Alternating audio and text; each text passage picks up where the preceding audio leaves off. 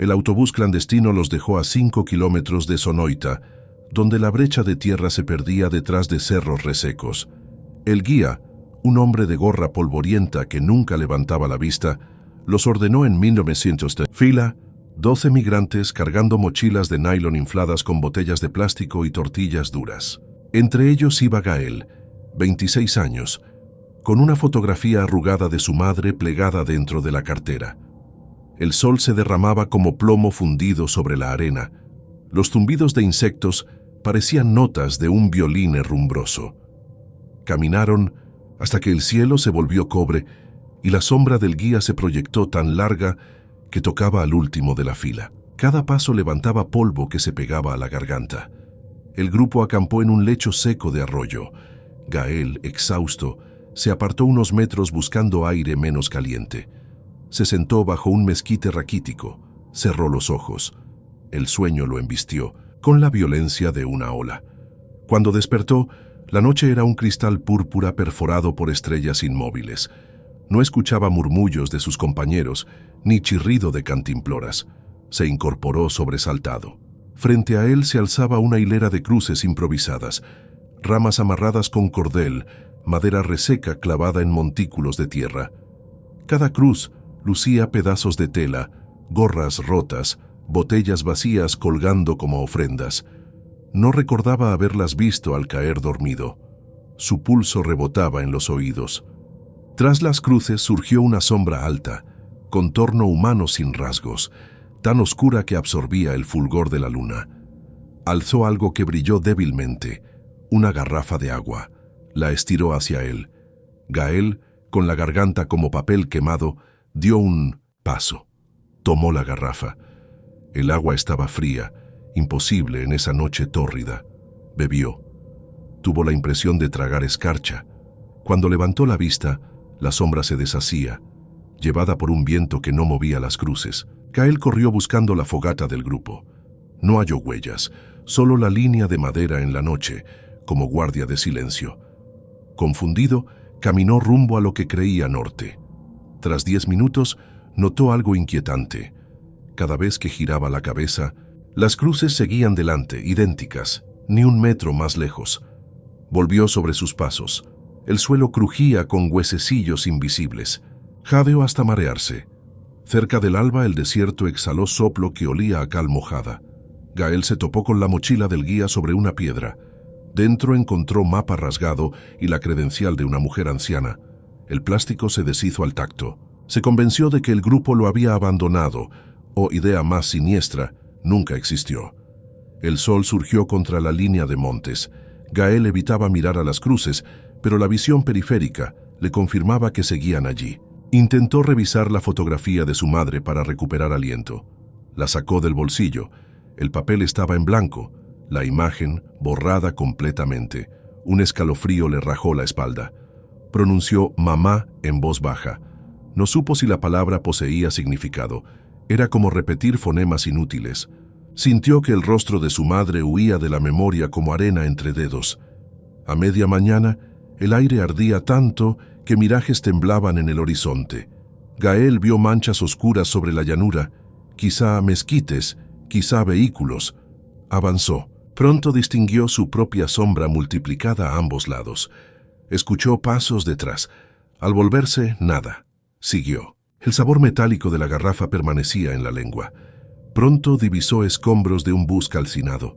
Dentro, asientos derretidos se retorcían como costillas negras. Sobre el techo, la palabra cruz, pintada con spray rojo. Gael intuyó que la hilera de cruces señalaba aquel monumento a la sed. El bus despedía calor como horno funerario. En la cabina, el espejo retrovisor colgaba por un cable. Sobre él había una foto, la misma que Gael había perdido, su madre sonriendo con rebozo azul. El hallazgo lo quebró. Lanzó grito ronco. Al tocar la fotografía, ésta se pulverizó dejando un halo de polvo que se deslizó hacia su pecho. El metal del espejo reflejó brevemente el rostro del joven. Los ojos estaban opacos, la piel reseca, años de desvelo comprimidos en un día. Más allá del bus, el desierto caía en quietud mineral. Gael caminó hasta que los pies se le entumecieron. Una llanura pedregosa se convirtió en océano de cristal salitroso. Cada fragmento de roca reflejaba la luz y le devolvía destellos que parecían sonrisas. La hilera de cruces resurgía cada 100 metros como postes telegráficos. Imposible que las hubiera cargado nadie. Escuchó de nuevo la respiración de la sombra. El sonido provenía del interior de su tórax. Comprendió que algo se había instalado allí con el sorbo de agua fría. Tal vez la sombra misma, tal vez el desierto. El sol besó la tarde con filo anaranjado. Gael suponía que se hallaba cerca del punto de cruce fronterizo. Sin embargo, sobre la línea del poniente no vio vallas ni iluminación, solo un profundo abismo de tierra que ondulaba con calentura. Al borde lo esperaba otra cruz, más grande, hecha de tubos robustos. Clavada en el aire sobre un terraplén, marcaba el límite entre la vida anterior y lo que fuera eso ahora. La sombra reapareció detrás del símbolo. Esta vez distinguió su forma. Era idéntica a él, mismo porte, mismo movimiento. Tendió de nuevo la garrafa. Gael retrocedió. La sombra lo imitó. El joven entendió. Aquel reflejo no lo obligaría, solo ofrecía. El agua era puerta. Recordó la ausencia del rostro materno en su mente. El dolor de no recordar a quien se ama puede ser mayor que el terror. Bebió. El líquido le rasgó garganta. Cerró los ojos. Al abrirlos estaba de nuevo en el desierto de Sonoita, pero en compañía de caminantes que no miraban atrás. El guía de gorra silbaba, indicando dirección. Gael se frotó la mirada. No podía distinguir sus facciones ni las de los demás. Todos eran perfiles velados por bruma.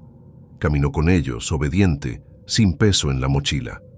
El calor se pegaba. Pensó en su madre. No halló imagen, solo un hueco suave e inofensivo. Una voz interna murmuró que el olvido duele menos cuando no recuerdas haber recordado. Siguió. Llegaron a la línea de cruces improvisadas. Gael no se sorprendió. Las esperaba. El guía señaló descanso. El joven eligió el mismo mezquite, se apoyó, cerró párpados. Mientras el sueño lo absorbía, sintió punzadas en los talones. Supo que al despertar vería sangre. Sin embargo, la certeza lo tranquilizó. El rito continuaba. Sueño, cruces, sombra, agua. Quizá al completar todos los tragos necesarios, una medida que solo el desierto conoce, la fila de caminantes alcanzaría otro destino. Un lugar donde la sed no fuese condena sino memoria borrada. Sus párpados cayeron. En la penumbra previa al sueño, oyó pasos de la sombra aproximarse. Sintió el aliento frío junto a la oreja. Llevaba aroma de agua profunda, de tamarindos podridos, de viento viejo. La sombra dijo con su voz: «Ya, falta poco». Gael no se asustó, asintió sin moverse. En el pueblo de San Mateo, a muchos kilómetros, una madre vieja revisaba fotos amarillentas en un cajón. Encontró una con un muchacho de mirada suave. El nombre al dorso era ilegible. Intentó recordarlo, pero algo se lo impedía. La memoria resbalaba como pez. Dejó la foto. Afuera, el sol se hundía con fulgor escarlata, idéntico al del desierto. Ella creyó escuchar un suspiro adolescente detrás de la puerta, pero al volverse, solo vio su propia sombra, quieta, alargada, moldeada por un atardecer que no parecía suyo. En Sonoita, los voluntarios de la patrulla fronteriza encontraron un zapato deportivo junto a una cruz reciente. Dentro había un pie vendado sin sangre, limpio como si nunca hubiese pisado arena. No hallaron cuerpo. Sobre la madera colgaba una garrafa vacía que olía a hielo deshecho. El viento del crepúsculo movía las cruces, produciendo un crujido casi humano, un murmullo de pasos que seguían caminando mucho después de que la carne se deshiciera bajo el sol engullidor de nombres.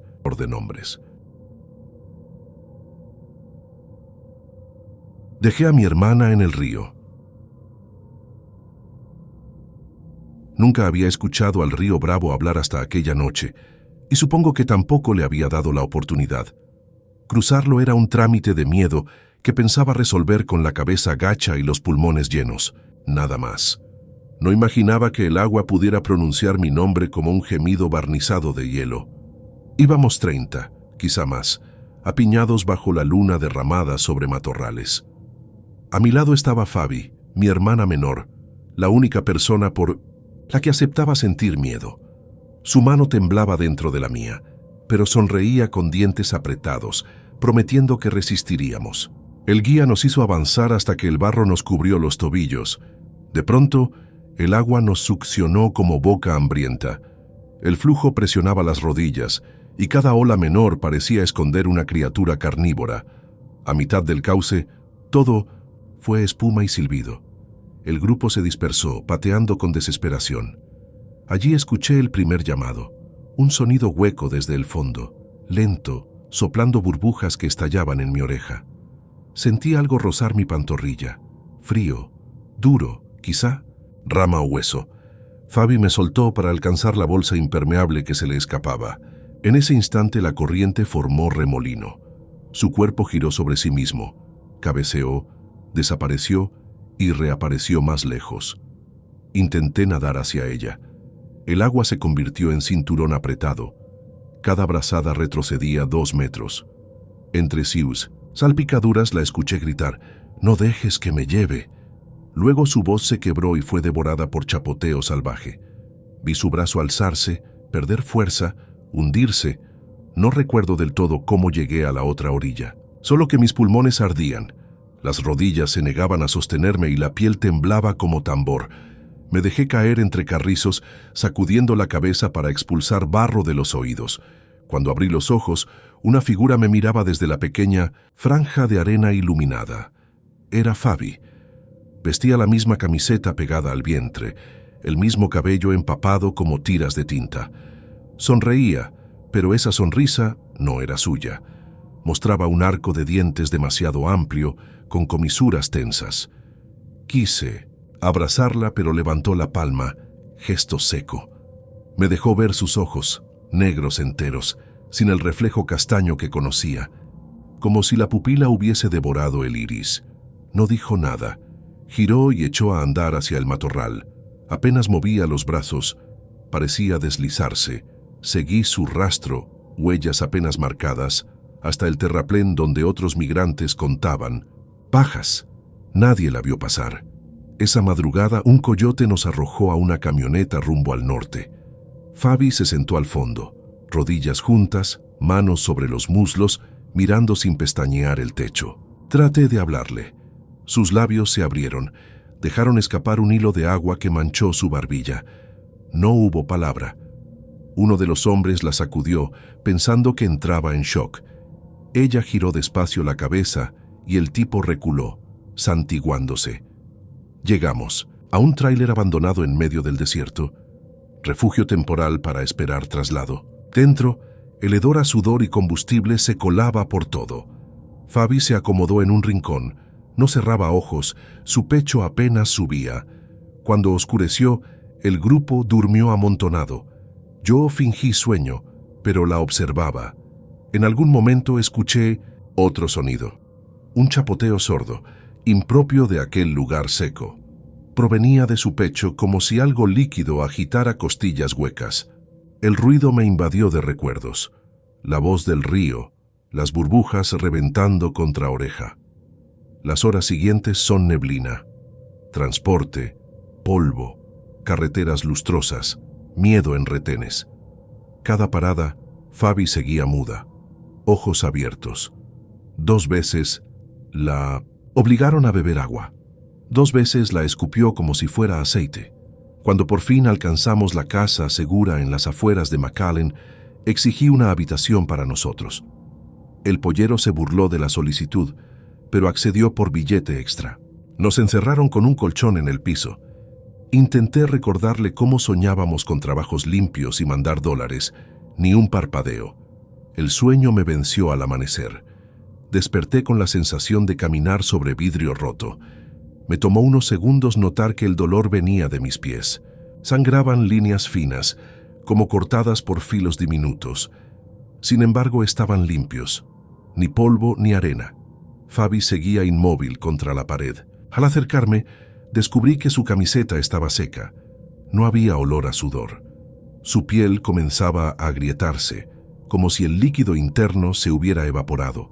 En fila, sobre el suelo, encontré pequeñas conchas blancas, fragmentos de caracol, tan frágiles que se deshacían al tocarlos. Recuerdo haber visto fragmentos así en la orilla fangosa antes de cruzar, restos de moluscos arrastrados desde el Golfo.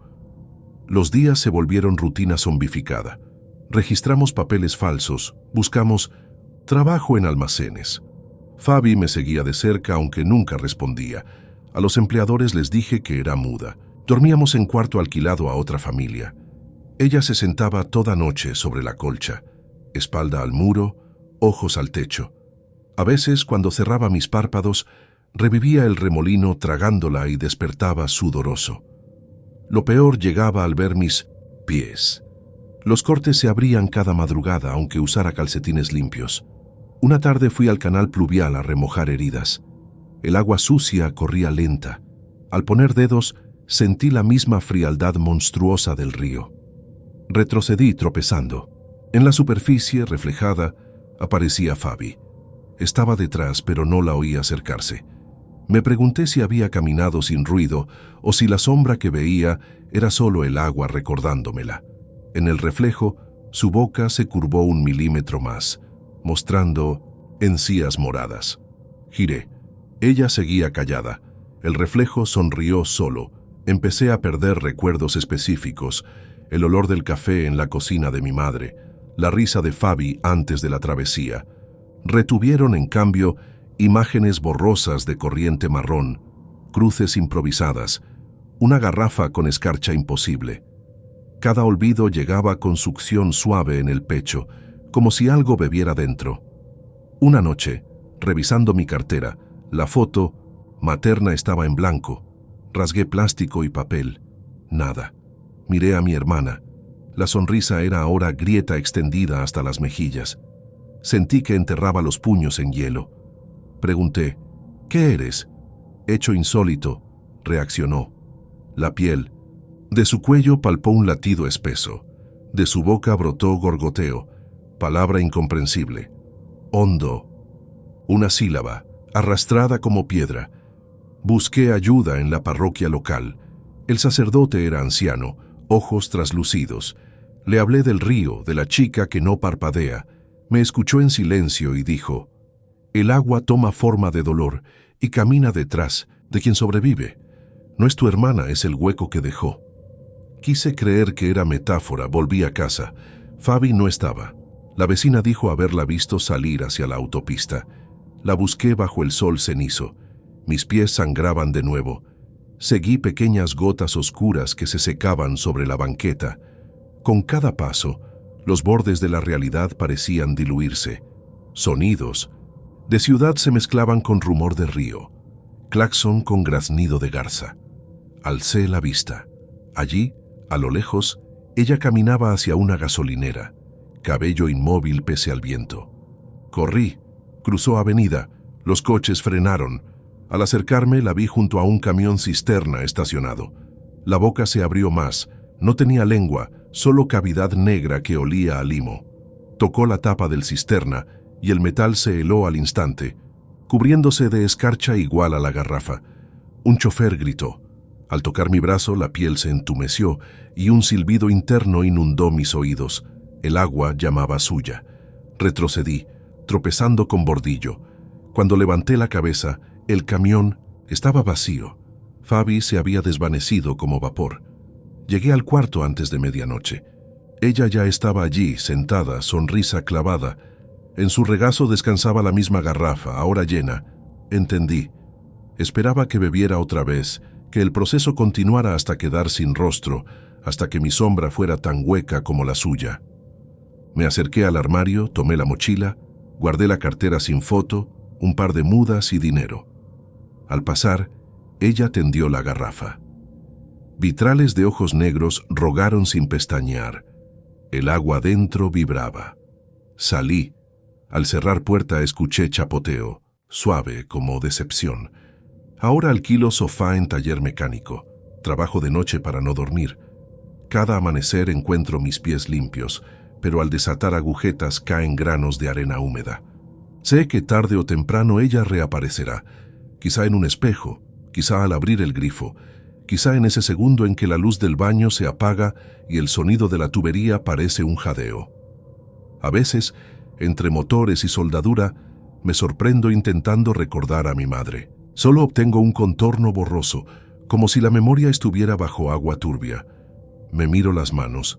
Surcos finos atraviesan la piel, casi escamas, y oigo el río Bravo hablando dentro del pecho, prometiendo frío, silencio, un viaje sin fronteras, donde cada nombre se disuelve como sal.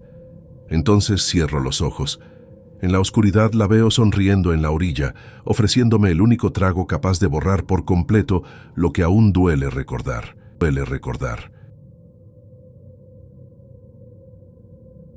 No debí recoger esa billetera.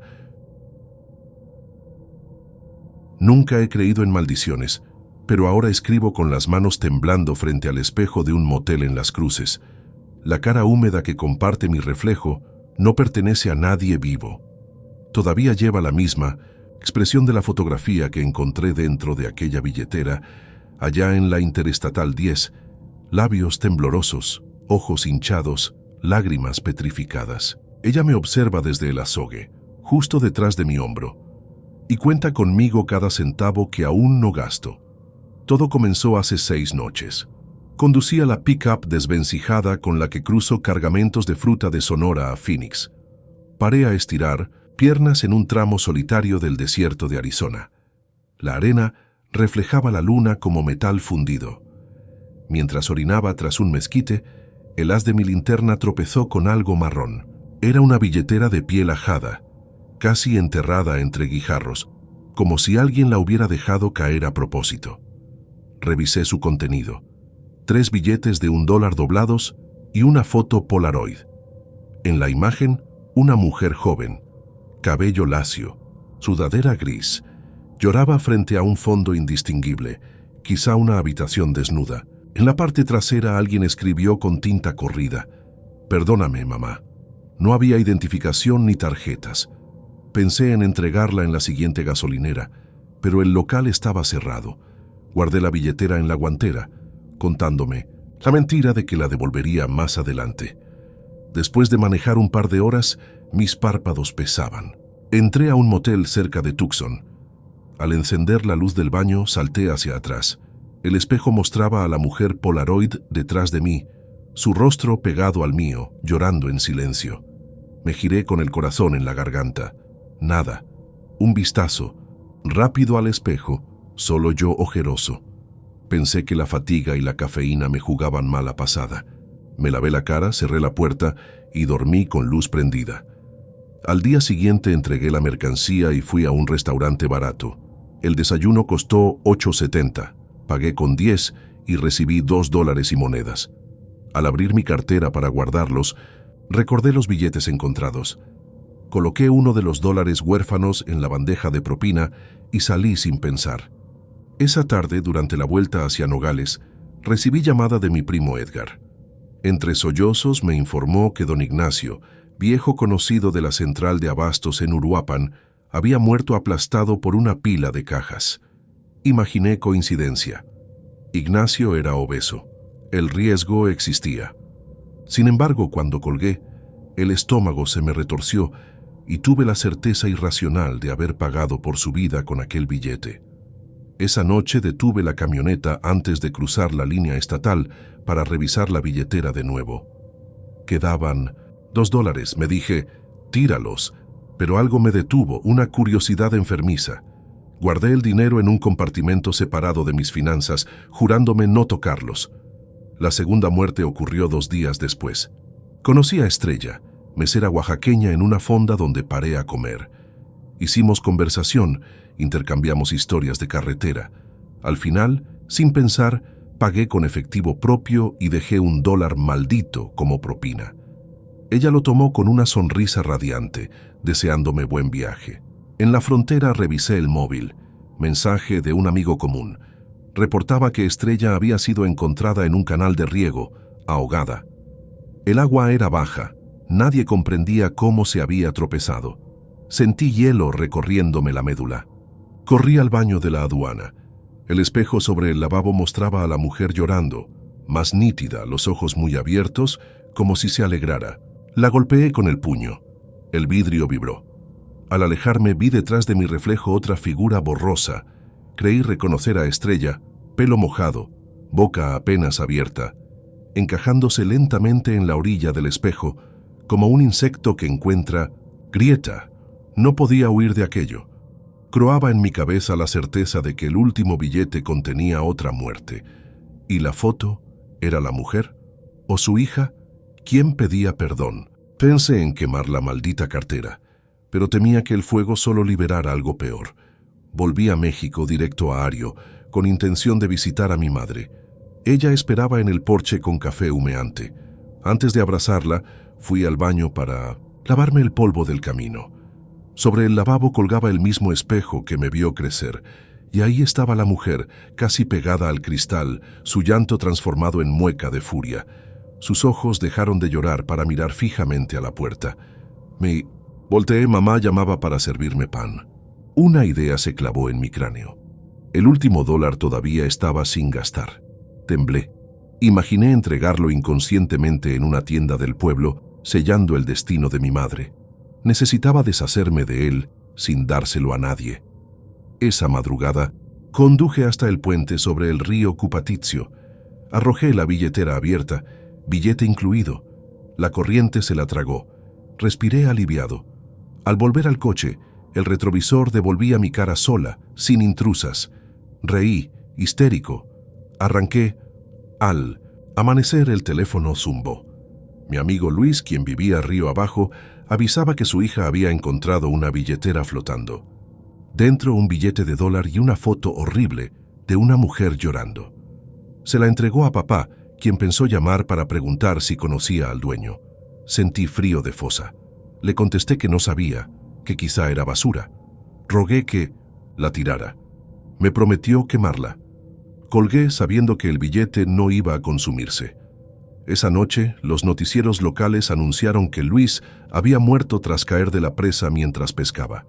El billete permanecía intacto entre sus ropas, a salvo del agua. Corrí al espejo más cercano. 3 rostros ahora me observaban. La mujer, Estrella mojada, Luis con ojos vacíos. El cristal parecía un acuario sucio. Ellos flotaban tras mi nuca, esperando. Entendí la mecánica. El billete no podía destruirse. Necesitaba un portador. Y la maldición convertiría cada gasto en una muerte vinculada a mi vida. Aún seguía poseyendo un asesino de papel, mojado pero legible, guardado en la evidencia forense. Pasé días sin dormir, planeando. Decidí internarme en la sierra de 1900, Cualcomán, lejos de todo, y enterrar el $1 entre rocas donde nadie lo hallara. Conduje hasta el mirador más remoto. Bajé por vereda y busqué un hueco profundo en la tierra.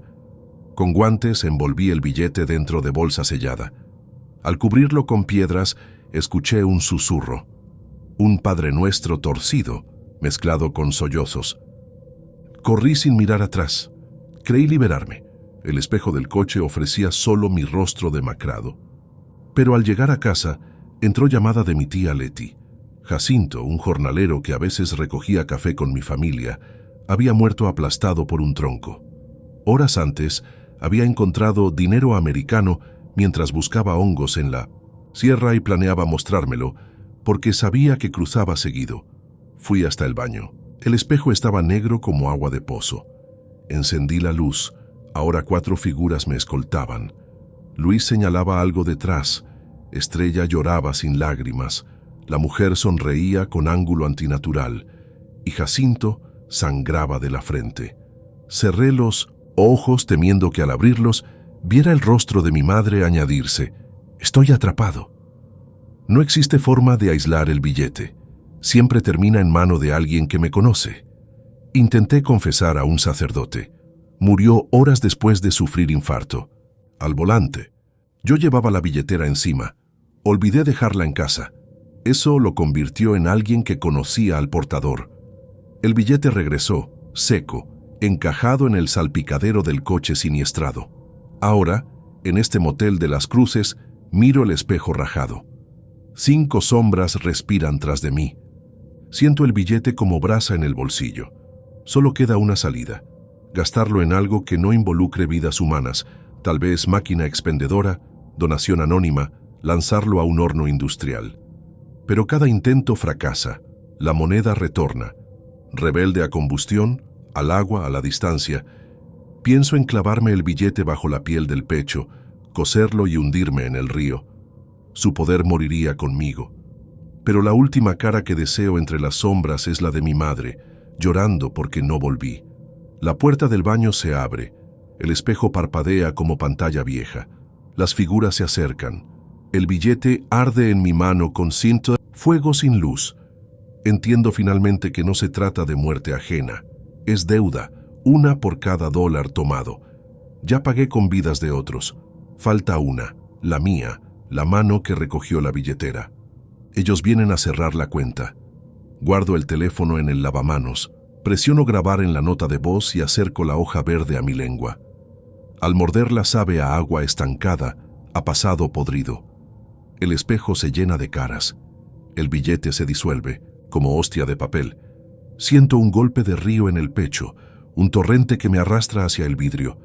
Si alguien encuentra este celular y lee mis palabras, queme todo de inmediato. Si haya una billetera marrón con foto llorosa, no la toque. Y si ya la tocó, asegúrese de gastar los dólares en su propia tumba antes de que ese espejo lo reclame entre las sombras que no parpadean. Porque la deuda no entiende de inocencia, solo exige que el último billete encuentre dueño definitivo. Esta vez rezo para que ese dueño sea yo.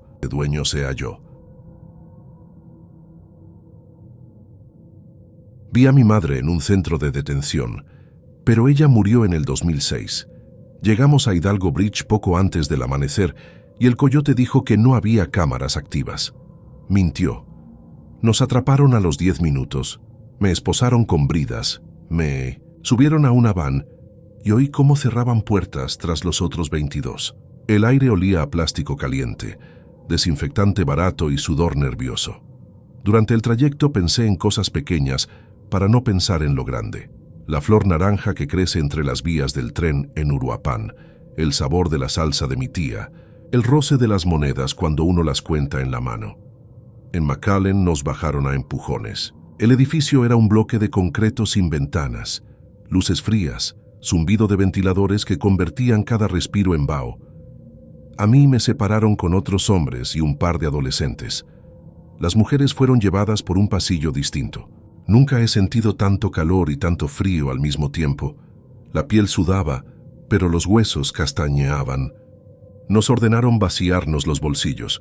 Yo llevaba la foto de mamá arrugada, su cara de 15 años. Quise guardarla, pero la tiraron en una bolsa transparente marcada con mi número de caso.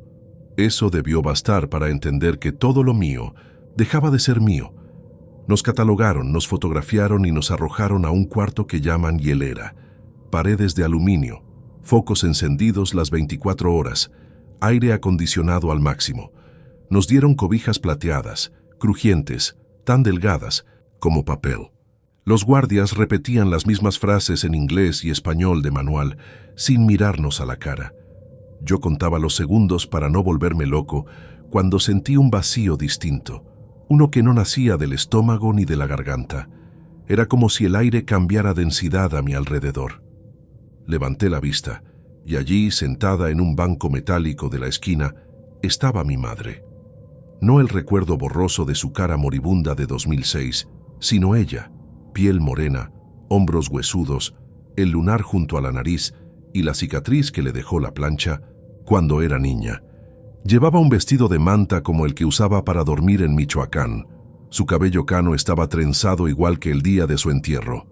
Entre las manos sujetaba una aguja gruesa y un retazo gris de las mismas mantas térmicas que nos daban los guardias.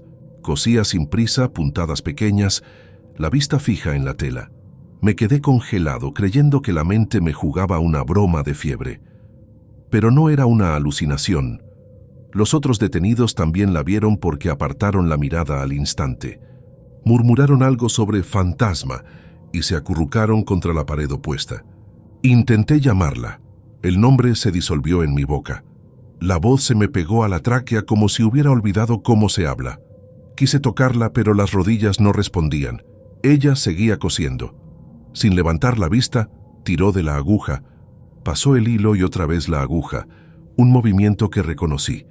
La forma en que remendaba nuestras cobijas cuando yo era niño. 1 hora, 2, no lo sé. Se quedó allí. Entonces el guardia entró con una pila de sándwiches envueltos en plástico. Pasó junto a ella sin verla. Al abrir la puerta, la luz fluorescente parpadeó y por un segundo, los costados del cuerpo de mamá se volvieron translúcidos, como humo atrapado en vidrio. Cuando el portazo retumbó, volvió a ser sólida, o al menos a parecerlo. No dormí. En mi mente repasaba su velorio, la caja blanca, la vela que chisporroteó justo cuando cerraron la tapa, esa sensación de que la muerte no encaja bien en las casas. Yo tenía 16 y me prometí cruzar algún día para enviar dinero a mi abuela. Tardé 13 años en ahorrar valor y coyotes, y ahora mamá estaba sentada cosiendo en este congelador con techo de láminas. La tercera noche, un hombre hondureño que tosía sangre se acercó a preguntarle en voz baja si podía ayudarlo. Ella no alzó la cabeza. El hombre insistió. La tela que cosía pareció temblar. En vez de respuesta, mi madre inhaló hondo. El aire se contrajo como succionado por un tubo. El hondureño dio un paso atrás, asfixiado, ojos dilatados. Se desplomó sin fuerza para tragar. Los guardias tardaron 10 minutos en llevarlo a enfermería. Esa noche murió de edema pulmonar, dijeron. Comprendí que la presencia de mamá no era un regalo. Era un recordatorio de deuda, o algo aún más, oscuro, un cruce. Porque escuché a un custodio decirle a otro, creyendo que no entendía inglés, "Sometimes the ones from the other side cross too, and they don't stay." Lo dijo en broma, pero su voz tembló. Al amanecer, los altavoces nos ordenaron formar fila para trasladarnos. Mientras esperaba la cadena plástica, miré hacia la esquina. Mamá no estaba. En su lugar había una cobija plateada, bien doblada y cosida en los bordes con hilo negro, formando un rectángulo perfecto. Cuando me encadenaron muñecas y tobillos, la foto que me confiscaron cayó del bolsillo del guardia y resbaló hasta tocar aquella cobija. Nadie más lo notó. Nos llevaron a otra instalación, la perrera, jaulas de malla ciclónica bajo un techo alto. Olor a orines y cloro. A los que llegábamos nos acomodaron junto a familias recién capturadas. El suelo de cemento vibraba de llanto. Contenido. Entre el enjambre, vi que una niña sostenía la misma cobija plateada cosida. Le cubría los hombros y arrastraba hilos sueltos como raíces quemadas. Pregunté de dónde la obtuvo. Los ojos se le nublaron, bajó la mirada y se volvió transparente. No como metáfora, sino literalmente translúcida. Parpadeé y volvió a ser sólida, pero ya no me miraba. Aquella tarde sintonicé voces que no venían de jaulas ni guardias. Parecían chicharras dentro del aire acondicionado. Decían nombres. Nombres de los que estaban allí, nombres de los que aún no llegaban. Mi apellido se repitió 3 veces con eco de agua sobre piedra. Me apoyé contra la malla para no caer. Un agente se burló. ¿Todo bien? Asentí. No podía describir que la voz de mi madre me llamaba desde la rejilla del ventilador. «Hijo, sigue la costura», decía. ¿Costura? Recordé la cobija. Esa noche no se apagaron luces. A la medianoche, la cobija plateada se arqueó sobre la niña dormida, formando un capullo. El ruido de tijeras rasgó el silencio. Nadie más lo escuchó. Me acerqué al límite de la jaula. Los candados zumbaban con electricidad estática. Vi un pliegue abrirse en la manta. Un brazo huesudo, el de mamá, emergió sosteniendo aguja. Cosía el aire y cada puntada creaba un hilo que se unía a la piel de la niña. Ella no se movía, pero sus ojos abiertos parecían ver un sueño horroroso. Me tragué un grito. La mañana siguiente, la niña había desaparecido. La manta, en su lugar, estaba doblada con un nombre bordado, el de ella. Nadie dio razón. Los agentes dijeron que quizá la transfirieron. Yo sabía la verdad. La manta era un pasaporte, un sello de ida para los del otro lado. Mamá fabricaba túneles de tela para llevarse a los vivos o a su sombra. Mi turno llegó sin aviso. 2 días después, me llamaron a una entrevista con 12 oficiales de asilo. Pasé un pasillo angosto. Al fondo una puerta se entreabrió. Allí, en la penumbra, la luz fluorescente parpadeaba y dibujaba la silueta de mamá, cosiendo otra manta, esta vez grande como sábana. La habitación apestaba, a tela ionizada. La puerta se cerró a mis espaldas sin nadie tocarla. Ella no levantó la vista. Comencé a temblar. La piel me picaba como si tuviera hormigas dentro. Mamá, quise decir, pero la palabra se rompió en la lengua.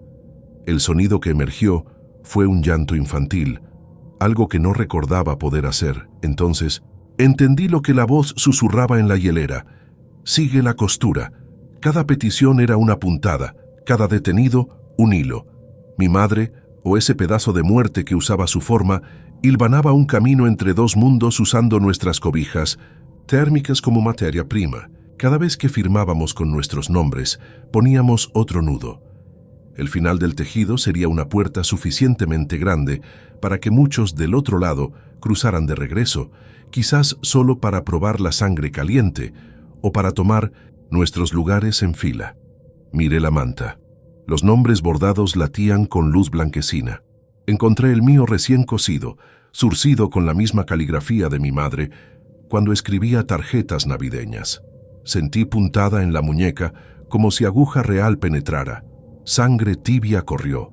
El sonido de chicharras subió de volumen. 1 millón de voces sin carne advirtiendo que la manta estaba casi completa. Faltaba que yo aceptara la última puntada. Me arrojé contra la puerta. Grité por ayuda. Nunca supe quién la abrió, si fue guardia o milagro. Corrí por el corredor, empujando alambradas. Alarmas sonaron, luces rojas giraron. Los agentes me redujeron, me golpearon, me esposaron. Entre el forcejeo, giré cabeza hacia la habitación. Vacía, sin manta, sin madre. Solo polvo plateado flotando.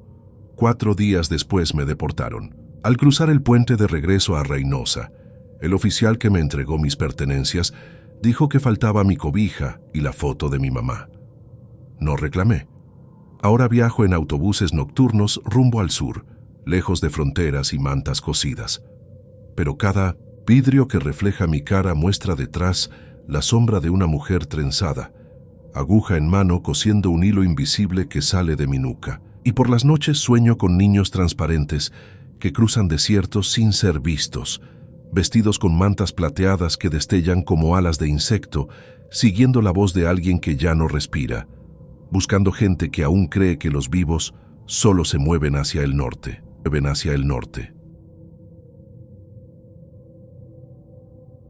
El coyote que no respiraba. Jamás había imaginado que el silencio pudiera sonar tan fuerte. Era nuestro tercer amanecer en la llanura gris de Nuevo México, y aún seguía la figura del guía unos metros delante, erguida con aquella cadencia de máquina vieja pero perfecta.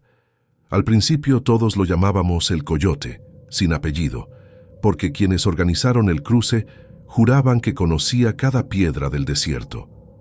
Urgía avanzar. El sol madrugaba con cuchillos y las noches congelaban pulmones. Sin embargo, mi memoria empieza la verdadera ruta cuando uno de los muchachos, Edgar, reparó en que el coyote no exhalaba vaho en la primera madrugada, cuando todos veíamos nuestras respiraciones flotar como fantasmas. El grupo había salido de altar 2 noches antes, 14 hombres, 2 mujeres y un chico de 15 años que se presentaba como Iván. Camioneta, vereda y de pronto horizonte plano hasta Estados Unidos. Desde el arranque el coyote evitó la más mínima charla, señal con la mano para detenerse, crujido de yesquero indicando descanso. Nunca lo vimos comer ni beber, tampoco aflojó la tela que le cubría el rostro. Pensamos que era parte de su mística, show para imponer respeto.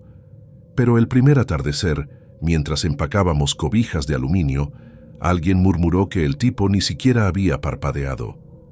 A la segunda noche todos sufríamos ampollas, salvo él.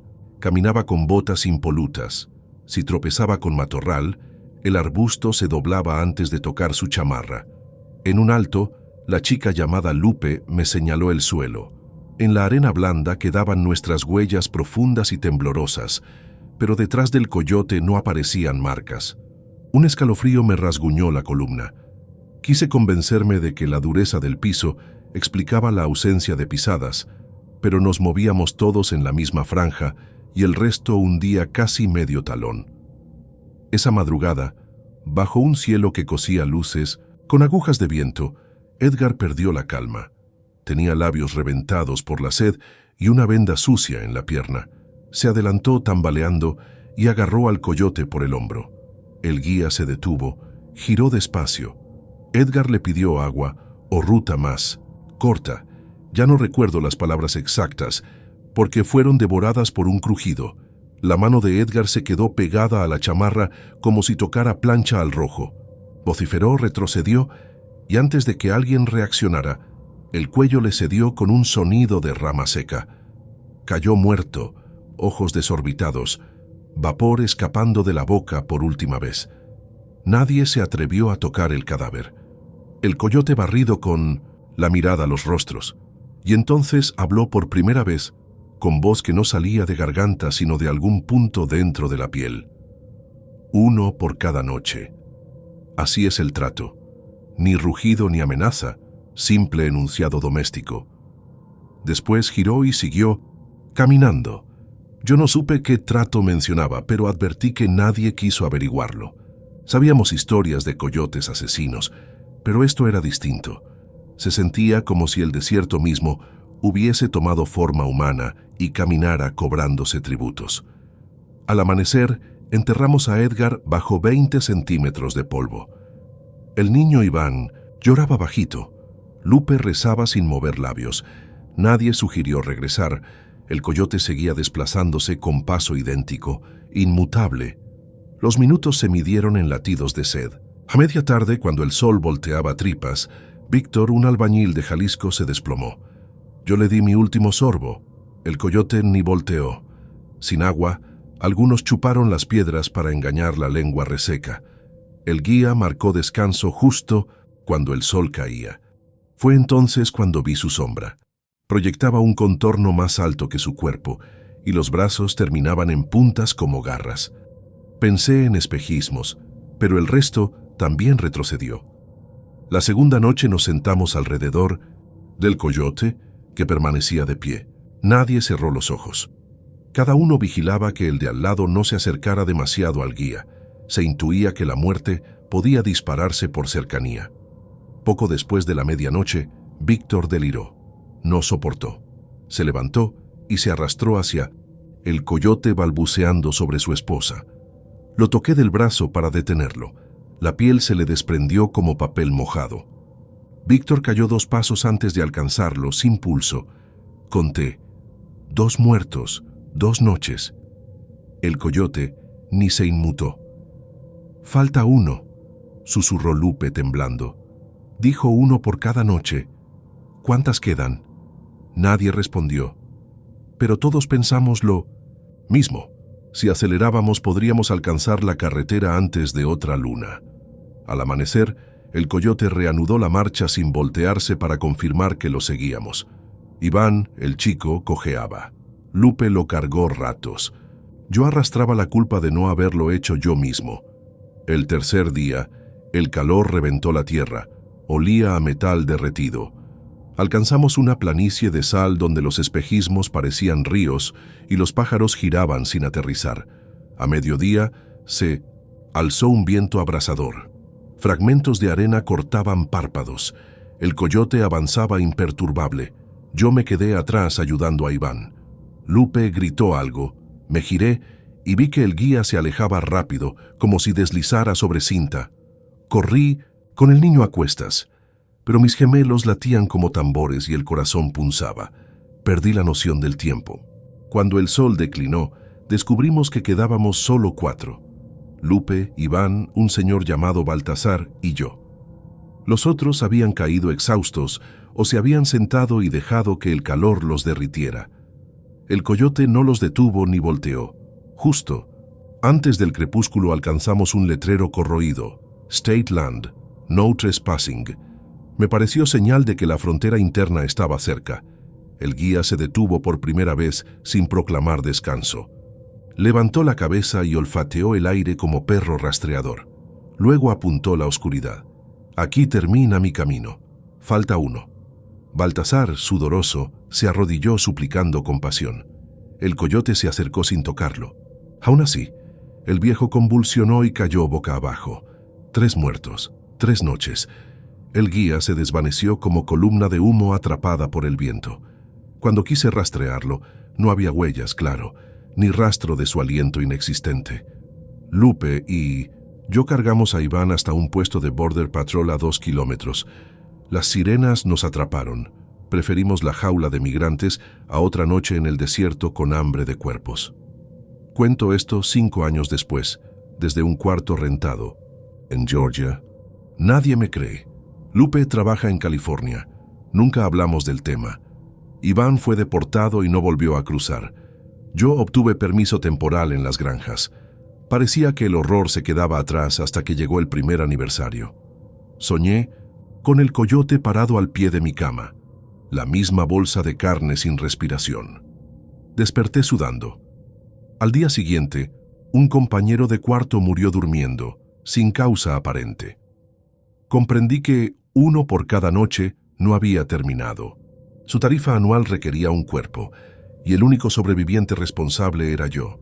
El segundo aniversario, mi jefe cayó en la embotelladora, fractura cervical. El tercero, la casera resbaló por las escaleras. Anoche se cumplió el cuarto. Intenté encerrarme en la iglesia, rogué al crucifijo, pero percibí un olor a sal, hirviendo y supe que no bastaría. Hoy un muchacho nuevo, recién llegado del mismo pueblo que Edgar, fue aplastado por un montacargas. Vine corriendo a este departamento vacío, escribo para confesar que mañana saldré al bosque con una soga. No busco piedad. Planeo entregar el cuerpo que el coyote exige, pero será el mío. Tal vez así cese la cifra. Tal vez rompa el trato que nunca firmé. Si alguien lee y piensa cruzar con un guía que nunca come, que no parpadea, den media vuelta. El desierto ya come suficiente. No necesita a los que no respiran para cobrar peaje.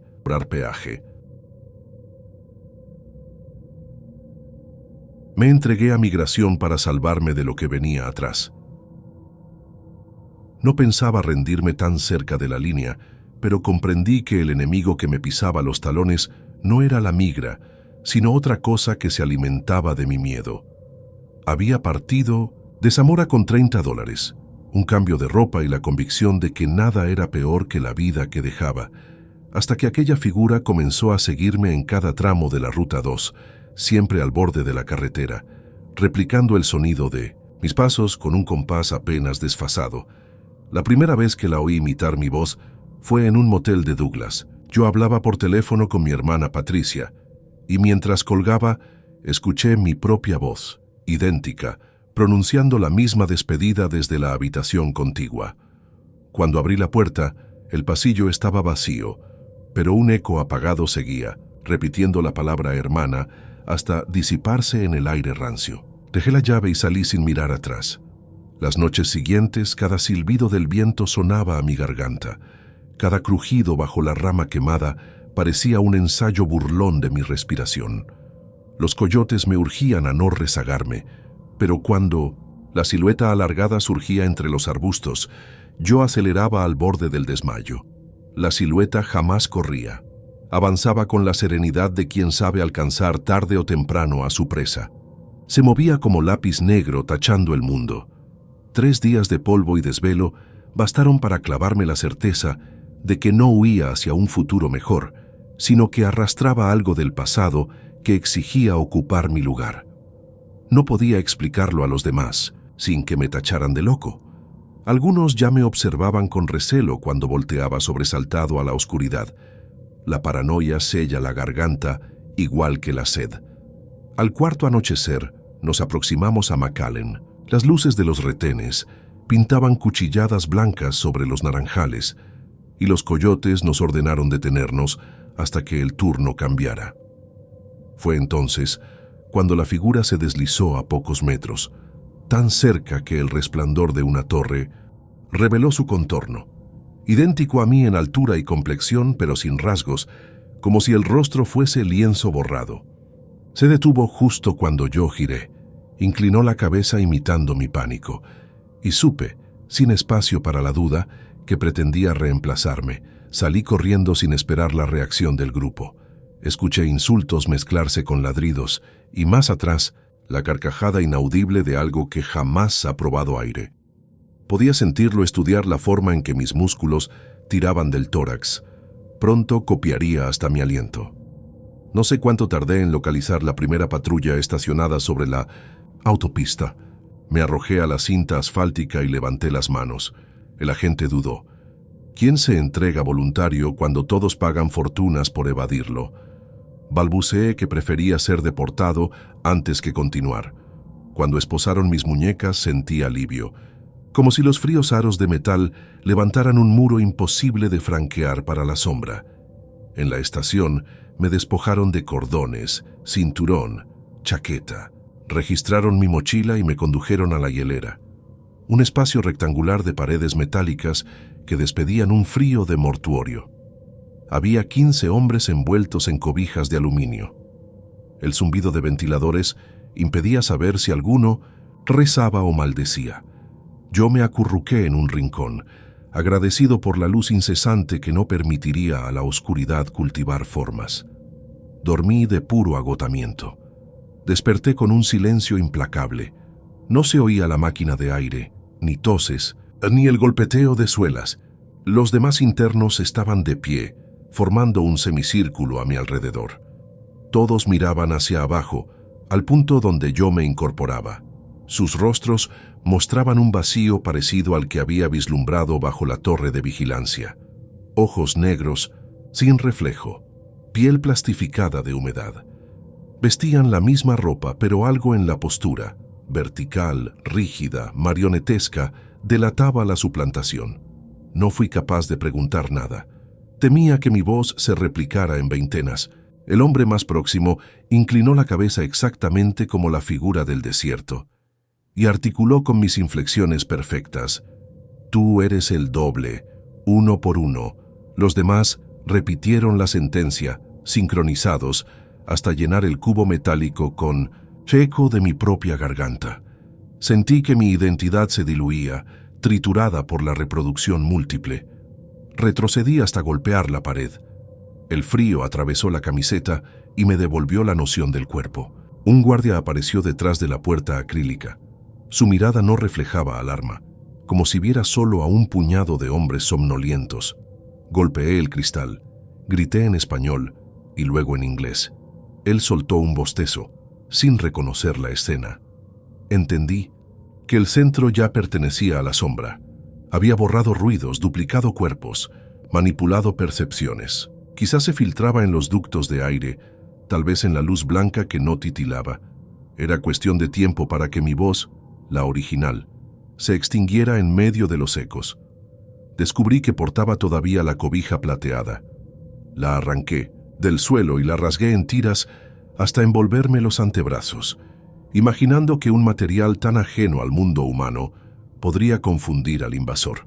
Los duplicados guardaron silencio y tensaron el cuello al unísono, como máquinas recalibrándose. En sus pupilas opacas se dibujó un destello azul. Comprendí que analizaban mi acto, midiendo si aquella improvisación les importaba. Corrí hacia la puerta lateral que llevaba a los baños. Ningún guardia se asomaba. Atravesé pasillo tras pasillo, todos vacíos. Conforme avanzaba, las luces empezaron a parpadear, como si la instalación dudara de su propia electricidad. Cada flash revelaba siluetas gemelas en la penumbra, ocupando esquinas, sentadas sobre escritorios, dejando que la oscuridad les lamiera los contornos. Llegué al archivo médico, una sala angosta con camillas. En un estante hallé vendas, botellas de desinfectante y tijeras. Tomé el metal frío por instinto. Necesitaba un arma, aunque fuera contra mí. Porque si todos eran copias, ¿dónde estaba el original? Tal vez yo era el impostor y aquello la versión verdadera volviendo a reclamar su sitio. La duda me paralizó. Saqué de mi bolsillo la fotografía de Patricia y yo, la que los agentes devolvieron al no hallarle valor. La imagen temblaba en mi mano. Patricia sonreía. Yo abrazaba su hombro. Observé mis ojos impresos en papel. Igual que siempre, marrones asustados. Los levanté hacia el espejo manchado de la pared. Mi reflejo mostraba ojeras hondas, barba incipiente, motas de polvo. No veía vacío en mis pupilas. Seguían vivas. Agarré la certeza diminuta de que aún era yo mismo. Respiré. La puerta se abrió con quejido leve. Entró la figura original, el coyote sin rasgos que me había seguido hasta la patrulla. Vestía ahora el uniforme de un guardia, pero el laminado del rostro seguía liso. Alzó la mano, demandando el bisturí. Sus dedos terminaron en puntas, oscuras como grafito quebrado. Comprendí que uno debía tomar el lugar del otro. La sombra no permitiría dos versiones coexistiendo. Mi cuerpo temblaba, pero lancé desinfectante a su cara. El líquido atravesó la materia negra sin efecto. Retrocedí hasta que mi espalda chocó con la camilla. Él avanzó sin ruido. Cuando la luz parpadeó, el torso se licuó brevemente, dejando ver las costillas de un organismo vacío. Se materializó de nuevo más cerca. Entonces recordé algo. Los duplicados habían imitado mi voz, mis gestos, pero no mis recuerdos. Empuñé el bisturí y con voz rota le conté el momento exacto en que Patricia se rompió la muñeca jugando. Describí la cicatriz en su codo, la palabra que gritó. El doble se detuvo, sus dedos se apagaron, como si la pigmentación se diluyera. El pasillo resonó con pasos múltiples, los otros clones llegaban. Empecé a narrar todos mis recuerdos a toda prisa. El olor a tierra mojada tras la primera lluvia, el título del libro que me hizo llorar, el sonido del mercado a las 6 de la mañana. Cada frase pareció astillar las sombras, se borraban, como tiza bajo lluvia. El coyote retrocedió, su silueta vaciló, igual que puesto bajo foco demasiado fuerte. Lancé otro recuerdo, uno íntimo, la voz materna cantando arrullo en purépecha. Entonces, la figura colapsó sobre sí misma, un borrón de tinta que chorreó al piso y se evaporó dejando olor a ozono. Los pasillos volvieron a encenderse. Un guardia corrió, gritó órdenes. En la hielera los detenidos yacían en el suelo, aturdidos pero vivos. Me interrogaron durante horas sin que supiera explicar el suceso. Mi relato sonó a delirio. Sin embargo, 3 cámaras internas fallaron, justo en la ventana temporal del ataque. Me deportaron esa misma semana. Hoy vivo cerca de Guadalajara, cuerda floja entre rutinas modestas. Cada aniversario de aquella noche aparece un susurro que replica mi voz desde alguna habitación vacía. No pronuncia advertencias, solo prueba el timbre, modulando, buscando perfección. Sé que la oscuridad aprende con paciencia. Temo la víspera en que recuerde también mis recuerdos y deje de existir un método para diferenciar nuestra carne de su sombra. Entonces volveré a correr, quizá hacia otra frontera, quizá hacia el silencio absoluto, siempre rogando que mis memorias basten para coserme a la vida antes de que la réplica las recite mejor que yo, mejor que yo. Soy de Michoacán y no sé cómo llegué aquí. No recuerdo en qué momento la bodega del coyote quedó atrás, ni cuándo dejé de escuchar los pasos de los demás. Avanzábamos de noche, entre cardos y alambradas oxidadas, siguiendo las linternas de los guías que tintineaban como luciérnagas asustadas. Todo era gemido de botas y un olor a tierra revuelta que me recordaba las milpas de mi pueblo, Ario de Rosales. Un relámpago lejano iluminó un instante el rancho tejano. Encinos, pelones, establos podridos, una casita aislada con ventanas tapiadas, apenas un cuadrito negro en la oscuridad. Metros después, perdí el aliento. El grupo siguió. Las costillas se me encajaban como garras y la nariz olía sangre. Me aparté buscando sombra. La casita se alzó como promesa de reposo. Forcé la puerta. Crujió, cedió. Dentro reinaba un silencio aguado, un aroma a eucalipto, rancio y velas consumidas. El suelo estaba cubierto por salpicones de cera seca y pétalos marchitos. Cerré la puerta y me desplomé en la penumbra. Cuando mis ojos adaptaron, noté un altar humilde, estampas rotas de santos, frascos viejos con mino maestro aceite, una vela encendida con llama casi azul. Frente al altar, una mujer anciana arrodillada. Vestía vestido oscuro, pañoleta gris. No se volvió. Parecía conocer mi presencia. Su voz sonó como madera astillándose. «Hijo, ayúdame con el rezo». No cuestioné. Me arrodillé a su lado. Sus manos eran ramas huesudas que sostenían un rosario ennegrecido. Me indicó repetir un Padre Nuestro antiguo, con cadencia extraña. Las palabras parecían enredarse en la lengua, pero las pronuncié. Cada sílaba retumbaba en mi pecho con eco de tambor hueco. Cuando la oración acabó, la anciana exhaló un suspiro que apagó la vela. En la oscuridad sentí que su mano tocaba mi frente. Un frío hondísimo me atravesó, igual que si el río Cupatizio hubiera entrado por mis poros. Abrí los ojos. Ya no estaba en la casita ni en el rancho. Me hallaba sentado en el borde de un parque que jamás había visto. Bancas de hierro, faroles a gas, un kiosco de madera tallada. Todo envuelto en neblina plateada, ni estrellas ni luna visibles. El aire olía a hierba recién cortada, pero no escuchaba grillos ni motores, solo una calma falsa, como la paz previa a un disparo. Un corro de niños jugaba en la explanada. Vestían ropas antiguas, pantaloncitos hasta la rodilla, faldas de holanes, chalecos con botones de hueso.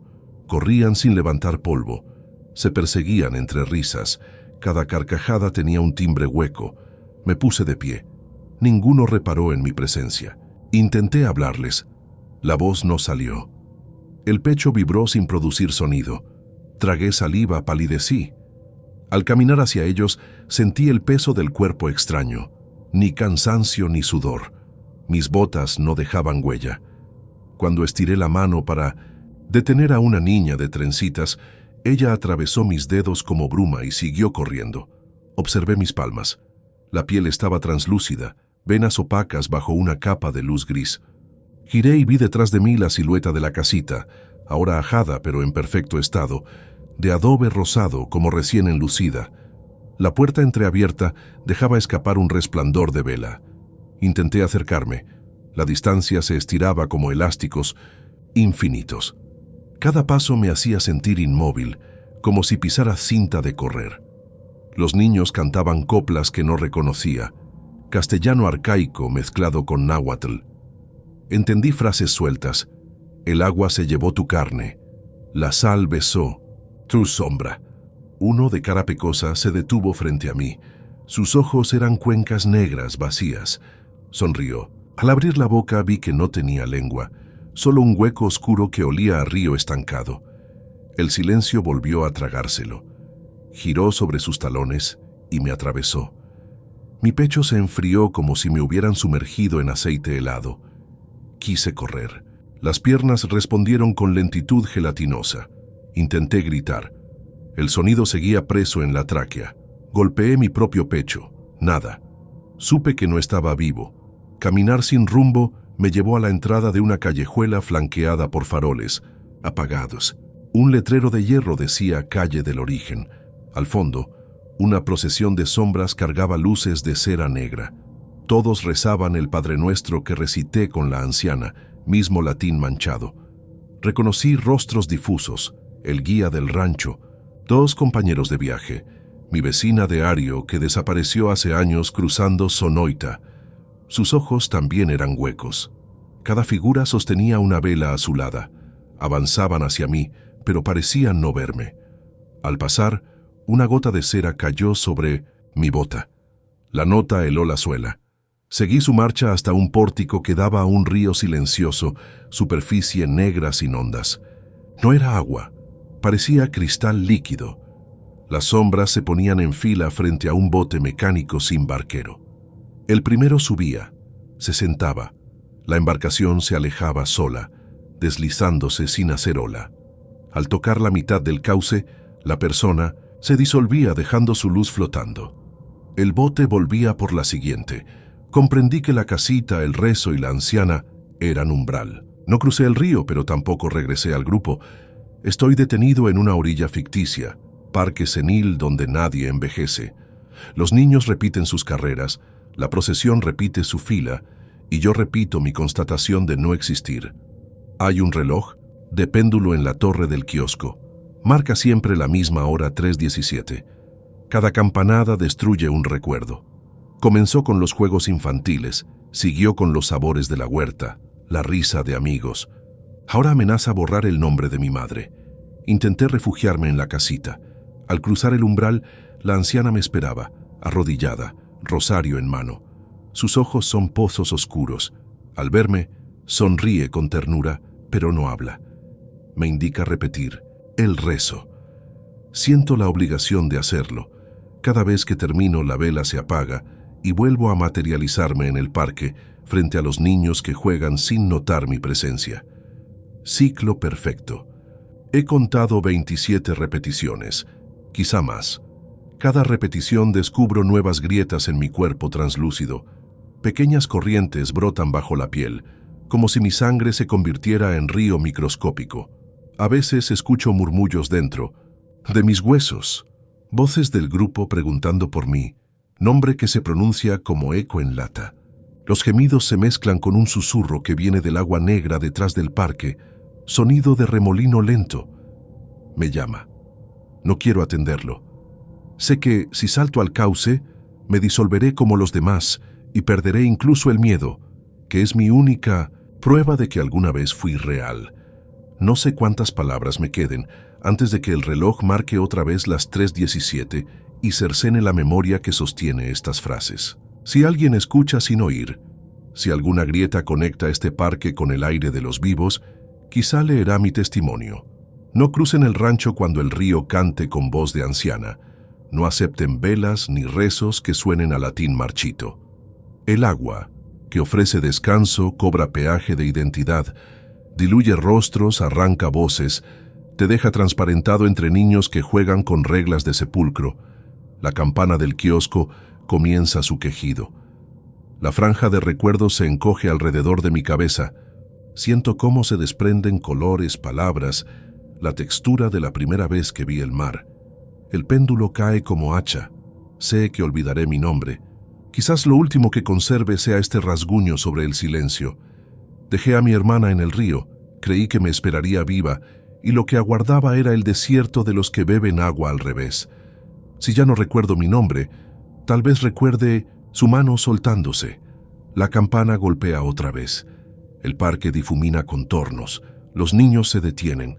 Sus ojos huecos me miran, perdiendo interés. La casita reaparece a 2 pasos. Puerta entreabierta, llama azul parpadeando. El ciclo me llama. Camino. No tengo voz para rezar, pero los labios se mueven solos. Si despertar es todavía posible, debe ocurrir antes de que cruce el marco y la vela se apague. Pero mis pies se adelantan, no dejo huella ni sangre, solo humedad de cauce. Y el río que no se ve vibra en mis huesos, prometiendo un borrado perfecto. Un desierto sin horno, sin dolor, sin rostro. Danger a mi propia mano. No tengo fuerza para negarme. Si estas palabras llegan a tierra firme, láncenlas al río con un grito por Fabi y por mí. Quizá la corriente devuelva nuestros nombres, o los entierre junto con el último reflejo de aquellos que cruzan y despiertan solo para descubrir que siguen caminando, sin párpados, sin piel, hacia otra orilla que nunca existió.